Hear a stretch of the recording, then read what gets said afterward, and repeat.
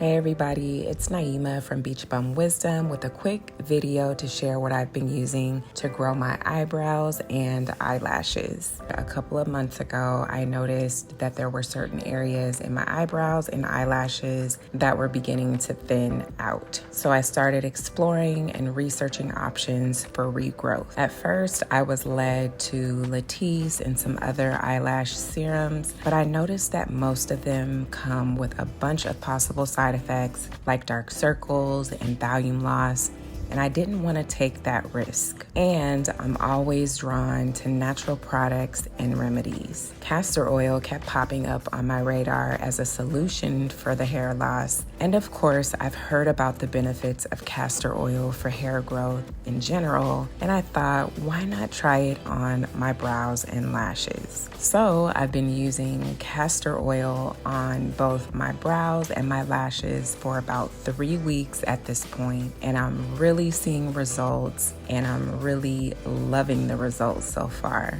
And I honestly didn't think this would be as effective as it has been. Otherwise, I would have filmed a video from start to finish. But here are the results after just 3 weeks. I actually started noticing results after about a week, and I'll continue to share my progress over the next few months. Castor oil comes from the beans of the castor tree and has long had a reputation as a potential treatment for hair loss, and has led to people using it as a way to regrow thicker, more lustrous eyebrows and eyelashes. And there's evidence that ricinoleic acid, a chemical compound that makes up almost 90% of castor oil, may treat hair loss. And I can now tell you that it truly has been working for me.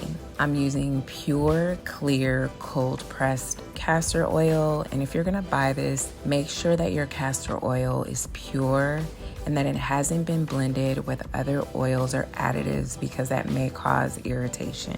Also, before you apply castor oil to your eyebrows or your eyelashes, it's best to do a patch test to make sure that you won't have an allergic reaction. To do a patch test, you just apply a few drops of castor oil on the underside of your arm and wait at least a day to see if the area develops symptoms of an allergy like redness, swelling, or itchiness. You can find the specific oil that I'm using on Amazon, and there are, of course, a ton of other brands that sell pure castor oil. But I love that this one came with 2 applicator bottles, one for the brows and one for the lashes, and a refill bottle, and it was very reasonably priced at $15. I apply my castor oil in the morning and at night, but if you wear makeup in the daytime, applying it at night will be the best choice for you so that the oil can remain on your lashes and your brows while you sleep.